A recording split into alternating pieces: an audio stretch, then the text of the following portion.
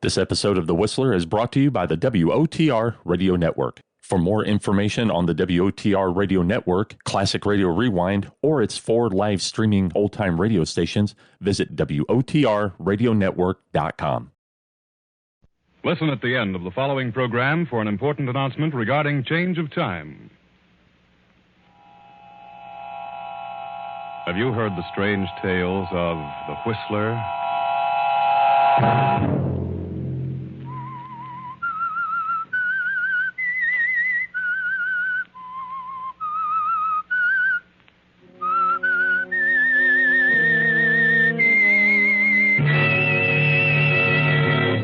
I'm the Whistler.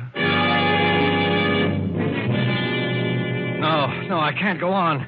I got to get away from it all. For a year now, it's been nothing but murder and death. How much do you think a man can stand? Saturday night, and again, CBS presents The Whistler.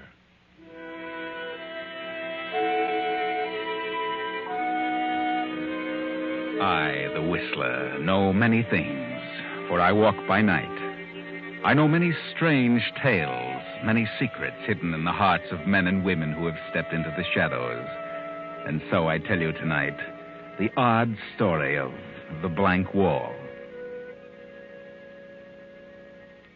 A thin, bespectacled little man paces nervously up and down the floor of his office, up and down, back and forth. He runs his hands nervously through his hair. Time after time, he cleans his glasses, lights cigarette upon cigarette. The tension increases with every passing moment. This man is fighting against time. Time. With him, every second counts. Every minute becomes an eternity. Yes, this man is up against a blank wall. Suddenly he stops, and in sheer desperation, he almost screams at the man facing him. I can't go on any longer. I won't. There's a limit to everything. I've come to the end of my rope. You made a deal with me, Wilson. So far, you've done very well. But you can't back down now. It's too late. I've done everything you've assigned to me. But don't you understand? It's tearing me to pieces. It's wrecking my nerves. I can't eat. I can't sleep. It's too late to quit, Wilson. You've gone this far, and I warn you. You can't pull out now. Murder, death. How long do you think I can go on doing such things? How long? You'll go on and on until we're through with you. I won't. Yes, you will. Furthermore, you'll like it, or... well, you know what'll happen. What do you mean? You know what I mean, Wilson. If you think you can walk out on me after all you've done, considering what you know about everything here, well, you've got another think coming. But I'm afraid. Afraid of what? I'm afraid I'll lose my mind. You won't. For the last 6 nights now, I haven't been able to close my eyes.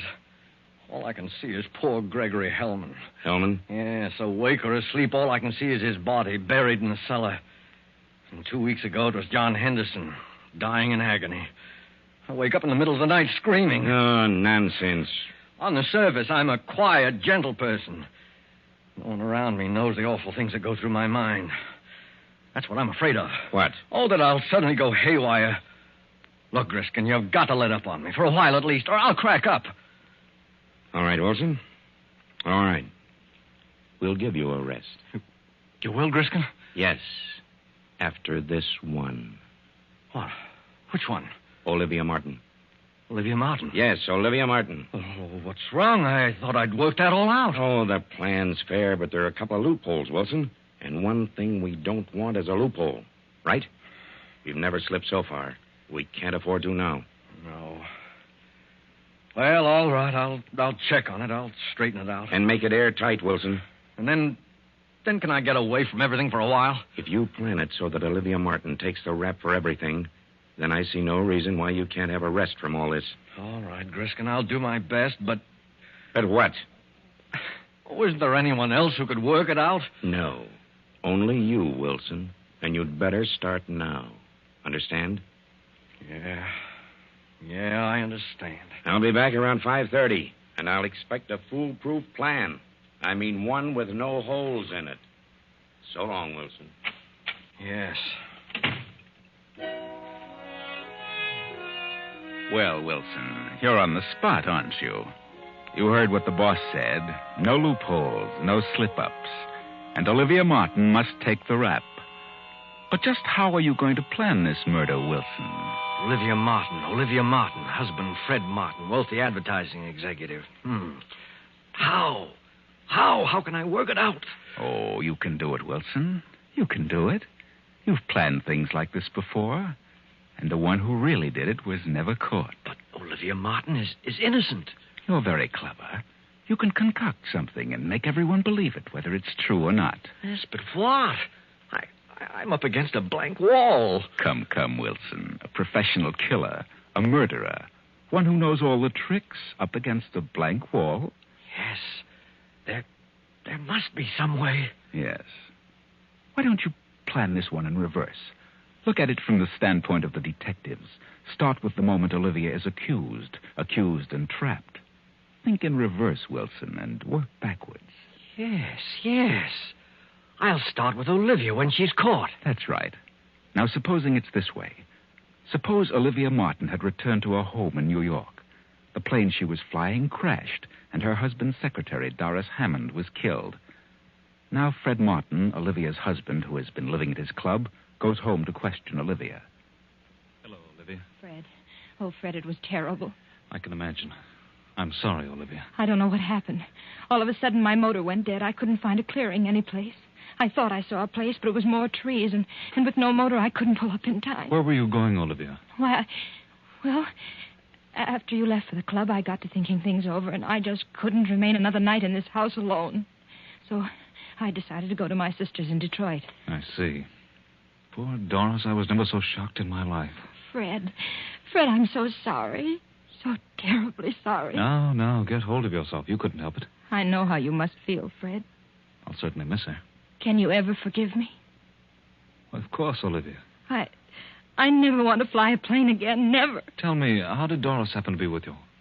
Where was she going? Why, well, she said she wanted to visit a friend in Buffalo, asked me if I'd drop her off there. How did she know you were flying that way?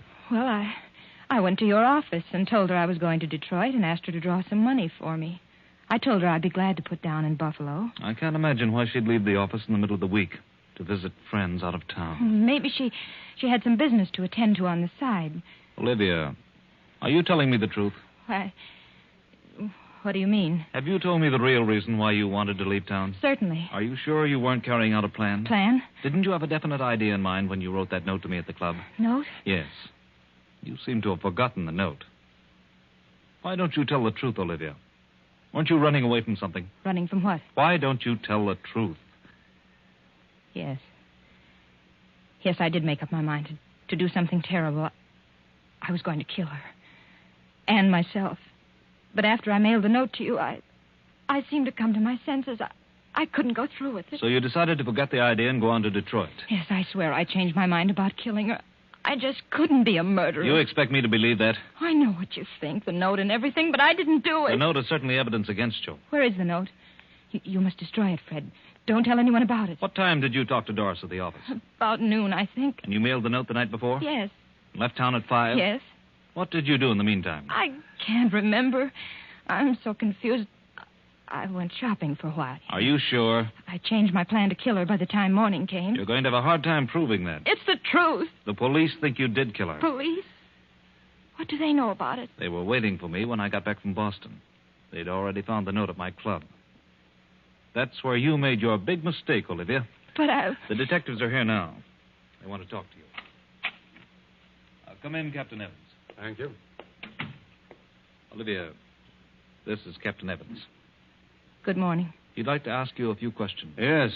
Is it true that your husband left you a few days ago with the idea that you were to get a divorce? Yes, You believed that your husband was in love with another woman? I did. Did you know who that woman was? I did. After he left you, did you write this note to him? Yes, I wrote it, but I didn't The mean next day, you got some money at your husband's office. And at exactly 5 o'clock, you took off in your plane. Yes, but I changed my mind. I couldn't go through with it. Where were you between noon and 5 o'clock? I went about town. I really don't remember what I Can you did. prove where you were during that period? I don't see how I could. What difference does it make where I was between noon and 5 o'clock? It makes a lot of difference. Because it was about that hour that Rita Bartow was stabbed to death in her apartment. Rita Bartow? The head of the art department? Yes. The weapon has not been found. There were no clues, excepting your note to your husband. Rita Bartow? I don't understand. Rita Bartow was the other woman. The woman your husband was in love with. I'm sorry, but you got yourself in a tough spot. Come along, Mrs. Martin.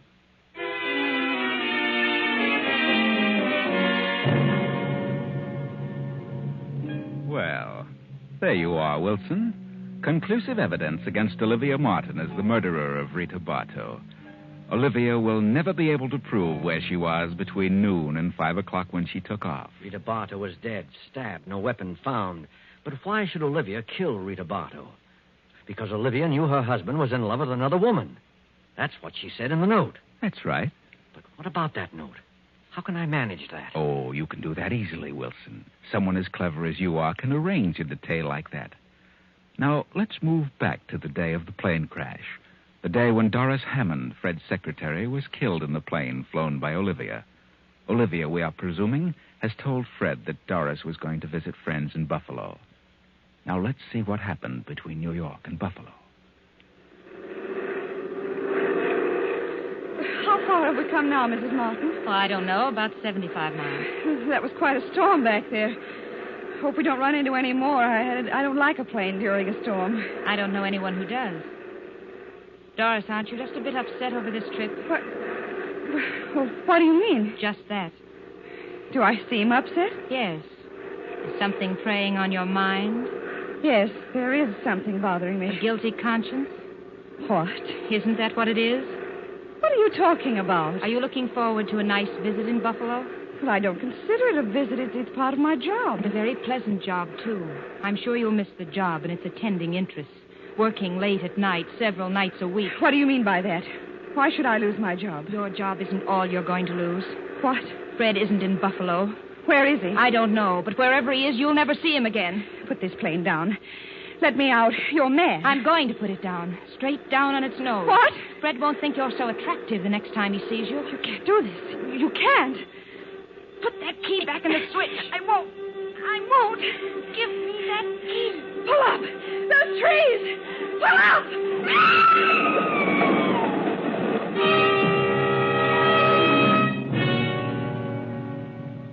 Well, they hit the treetops, and when a farmer who sees the crash reaches them, he finds Olivia thrown clear of the wreck and still alive. Doris, of course, is dead. Not bad so far, is it, Wilson? But now what? Now, this should happen after 5 o'clock when Doris and Olivia took off in the plane. Now, what should happen between noon and 5 o'clock? Yes, that's the period Olivia can't account for. All right. Let's go back to, say, 2 o'clock, 2 in the afternoon. One of your own choice characters, Wilson, who has been working in Fred Martin's advertising agency as an artist, has just returned from an errand on which he's been sent by Doris Hammond. Remember that. Doris Hammond. And the character is Jack Mallory. Jack Mallory, where on earth have you been? You know what time it is, 2 o'clock. Oh, I'm sorry. I got to talking, and I didn't realize the hour. What about the art layout? Did Rita select one? Yes, this one. She made a couple of changes in it. What change? Oh, nothing important. Just wanted this section here set up in red. Stands out better. Yes, so it does. Well, I better put this through right away. Sorry to have been so late with it. I'm glad you got back with it before I left. Left? Mm-hmm. Where are you going, Doris? Mr. Martin phoned. He wants me to join him in Buffalo. Something important has come up. Buffalo? I thought he was in Boston. Yes, but he had to run over to Buffalo in a hurry. Oh, Buffalo. Mm-hmm. Oh, that's strange. What's strange? Oh, well, I mean his being in Buffalo. Oh, what's strange about it? Oh, I don't know. I suppose he could be in Buffalo. What's the matter with you, Jack? Well, nothing. Nothing at all. Lean over here. What? Why? A little closer. What's the matter? Well, of all things. Now I've seen everything. You've actually had a drink. You, of all people. Well, I don't approve of it as a rule, but I walked back from Rita's place. I got my feet a little wet in the rain. Felt kind of chilly. Afraid I was catching cold, so I stopped in the bar on the way back and had a drink. Well, I hope you don't get sick. Can't afford to have you and Rita both out. No, that's right. There's lots of work to be done this Here, week. take off that top coat. It's damp. Let me have it. I'll hang it over the radiator. Well, What's wrong? how on earth did you do this? You've spilled ink on the front of your coat. Yeah? Well, what do you know? That's a fine thing. I just got it yesterday. Oh, I must have done that over at Rita's when I blocked that section in red. You ought to get it out as soon as possible. Here, hand me that towel from the closet and dampen it. No, don't bother, Doris. I'll have it cleaned tomorrow. Get some of it out now. Thanks. Certainly hard to get off. That's probably dried in by now. Strangest ink I ever saw. It doesn't seem to be ink. More like blood, if you ask me. Blood? Let's see. See, that is strange. Let me see that art layout. It does seem a little darker than this on the card. Oh, maybe the cloth has something to do with it.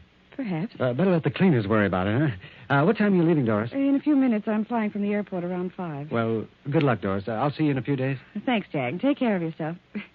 And lay off the liquor. That's bad stuff to get started on. Are you kidding? What do you think?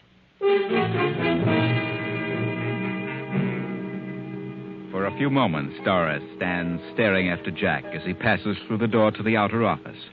She picks up the towel, studies it for a second, then tosses it into a desk drawer and leaves the office.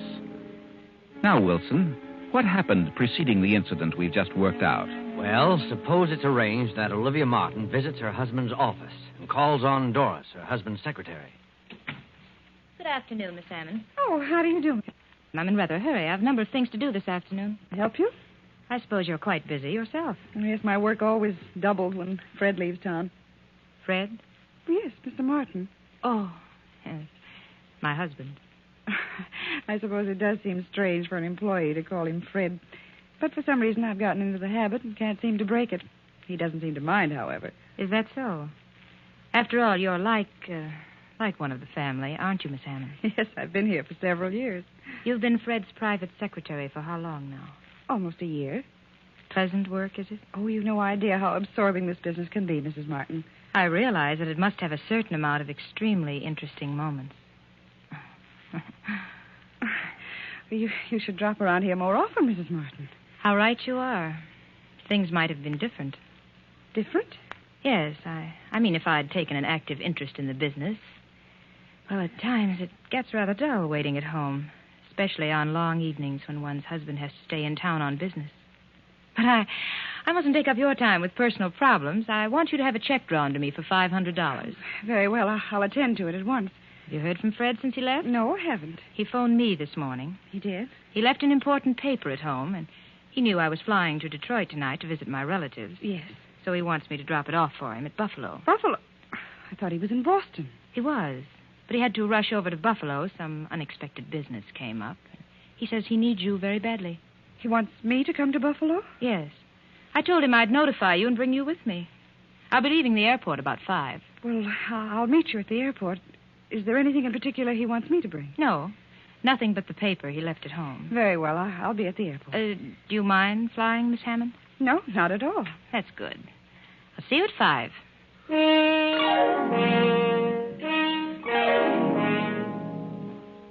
Well, Wilson, so far, so good. Doris, the secretary, has been killed in a plane piloted by Olivia. Prior to that, Jack Mallory returned from a visit to Rita Bartow's apartment with a stain on his coat. And shortly before that, Olivia talked to Doris in the office.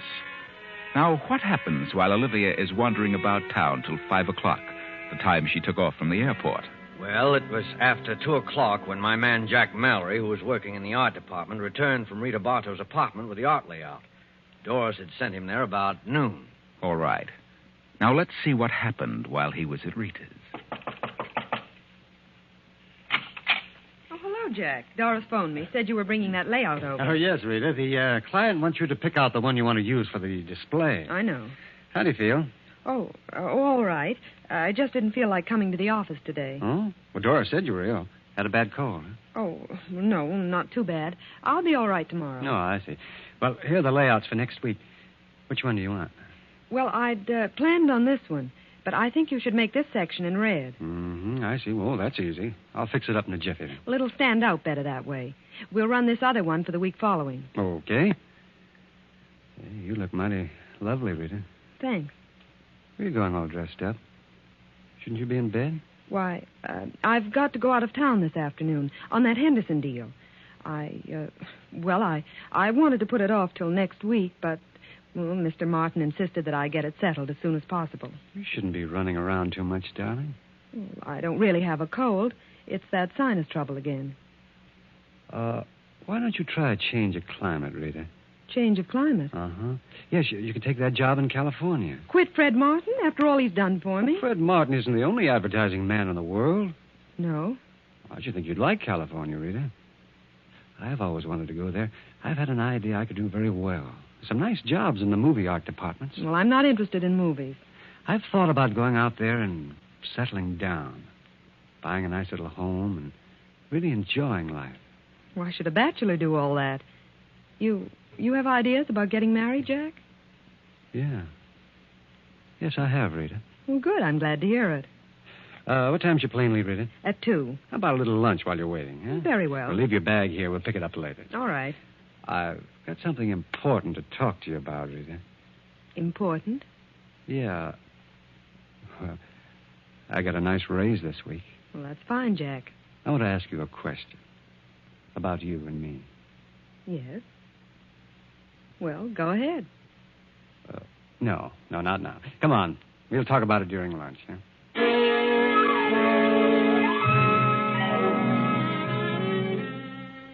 Now, we know, of course, what Jack had to say to Rita. That's obvious. Marriage. But if Rita was ill, why was she leaving for an out-of-town appointment? Well, the next step is the most important. Remember, Wilson, Olivia and her husband Fred had come to the parting of the ways, and Olivia wrote a note. Yes, that was the part that made the whole thing logical, the part that afforded a perfect setup for me. Olivia was pacing the bedroom floor long past midnight when Fred came home and knocked on her door. Olivia? You awake? Yes. Come in. I thought you might be asleep. Asleep? How could I sleep? Well, it's 1 o'clock, isn't it? Yes, Fred. I really didn't realize it was so late. You don't usually bother to see if I'm awake. Don't I? For the past 2 months, you've gone right on to your own room. Yes, I guess I have. Get your business settled? Yes, I had quite a bit to attend to. Have dinner at the club? Oh, yes, the club. Then why didn't you answer my call? I had you paged. They said you hadn't been there this evening. Oh? Well, perhaps I hadn't arrived yet. Really? Well, I think I'll turn in. Good night, Olivia. Why don't you say it? Say what? What you came here to say. What makes you think I had anything particular to say? I've known all evening you were planning to tell me something when you got in. Why, that's nonsense. I've known for months this was coming. I know what sort of business detained you. A woman. What? At first, I believed your stories about working late. But as the weeks passed and I realized you were growing colder, the whole thing became clear to me. Then I knew you were evading me, that you were lying. Go on. We've been married 10 years, Fred. I've done everything humanly possible to make our marriage a success. Have you? I think I have. That's your opinion, Olivia. Oh, Fred, I'm just sick all over. I've tried not to believe it. Oh, let's not have a scene, Olivia, please. What do you expect me to do? Laugh it off? No, not you, Olivia. Certainly not you. I suppose you'll say it's all my fault. I'm to blame for everything. I haven't said anything. Then why don't you? Why beat about the bush? You came here to say something. Say it. Very well, since you put it that way, I will. I'm going out of town tomorrow on business. I'm sending my things to the club. When I return, I intend to live there. Fred. Now, wait a minute, Olivia. I haven't finished. I want you to get a divorce on any grounds you please. Desertion or whatever you wish. Divorce? Do you mean that? I do. Very well. If that's the way you want it, there's nothing else I can do. No, Olivia. Nothing. Good night.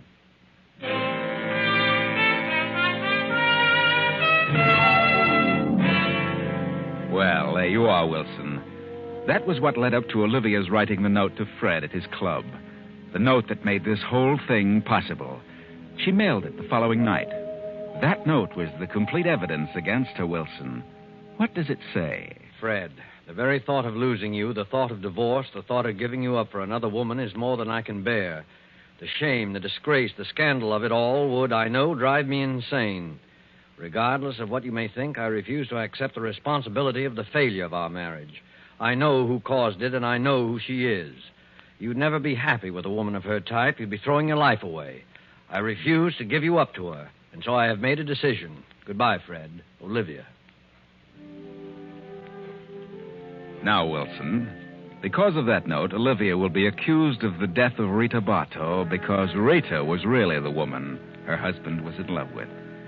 She thought it was Doris, Fred's secretary. She lied to Doris when she said Fred had asked her to bring Doris to Buffalo. Fred wasn't in Buffalo. Olivia planned to crash the plane and kill herself as well as Doris. But Olivia survived only to be accused of the death of Rita. Actually, you fix it so that your choice character, Jack Mallory, killed Rita when he learned that Rita was really going to Boston to be with Fred Martin. And the ironical part of it will be that Olivia killed the one person who knew about the odd stains on Jack's coat. Blood stains. Yes, Doris will be the only one able to clear Olivia and place the guilt on Jack Mallory. But Doris will be dead. It works out perfectly, Wilson. You're not up against this blank wall now. The murder is perfect, and no one will ever know who really did it. That is, no one but you and I. It's wonderful. Airtight. Not a single loophole. Yeah, Wilson? How about it? I've got it, Griskin. Not a slip-up on the whole thing. I knew you could No do one it. will ever figure this one out. I tried a new slant. I started at the end and worked backwards. Backwards? Yes. Well, just so it works out okay, what does it matter? Now, look, Griskin, you said if I figured this one out that I could get away from all this for a while. I know. Well, then how about it? Okay, Wilson? I'll give you a month on one condition. Well, what's that? That you really get out of town. What do you mean, Griskin? I know that other outfit's been after you. I know they've offered you a better deal, but if you try to walk out on us now, well, I don't think I need to say any more. Well, then, how about a raise when I come back? A raise? Okay, Wilson, it's a deal. You'll get a raise. But if you know what's good for you, you'll be back here in exactly 1 month. Yeah, sure, I understand. I'll be back. Why, I'm not going to leave you. You know, I wouldn't think of such a thing. Maybe while I'm gone, I'll figure out some new tricks. Yeah? Well, enjoy yourself, Wilson, because you're going to be a busy man when you get back. We've got this is going to be a busy season for murders. So long. Yeah. So long, Chief. Well, the boss was perfectly satisfied with the way Wilson worked out the details of the job. And Wilson was more than pleased, too. Of course, all I did was to suggest a plan he used once before. Only I suggested it to him in reverse. And the strange thing was, he didn't even recognize his own plan. Yes, Wilson had used this one before. He used it last year, about 6 months ago. November, to be exact. But neither he nor the boss were aware of it.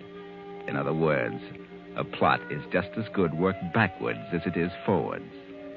Oh, by the way, I should mention now that Wilson was not an employee of Murder Incorporated, and Griskin is not a gangster chieftain. No. Wilson was really a top writer for a detective story weekly, and Griskin was the editor of the magazine. Poor Wilson was just up against a blank wall, so I thought I'd help him out.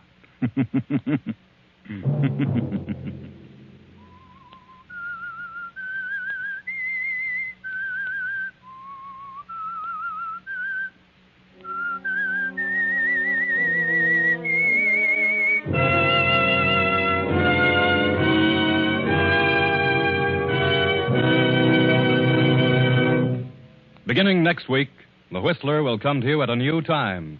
Friday night at 9.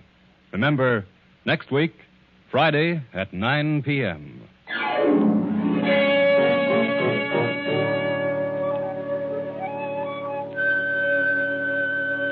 Original music for this production was composed and conducted by Wilbur Hatch. The Whistler is written and directed by J. Donald Wilson and originates from Columbia Square in Hollywood.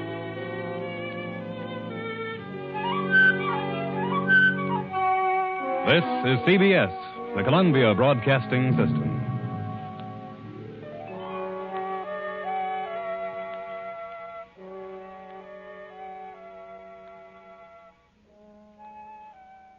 This episode of The Whistler is brought to you by the WOTR Radio Network. For more information on the WOTR Radio Network, Classic Radio Rewind, or its 4 live streaming old-time radio stations, visit WOTRradionetwork.com.